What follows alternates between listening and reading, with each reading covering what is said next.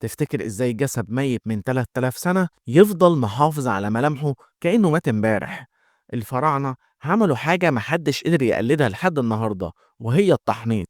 من آلاف السنين والمصريين القدماء آمنوا إن الروح بترجع للجسد بعد الموت، علشان كده كانوا لازم يحافظوا على الجسد من التحلل، وهنا كانت بداية علم التحنيط. الكهنة كانوا بيبدأوا بإخراج الأعضاء الداخلية لأنهم عارفين إنها أول حاجة بتتعفن، بس الغريب إنهم كانوا بيحفظوا القلب جوه الجسم لأنه بالنسبة ليهم هو مركز المشاعر والذكريات.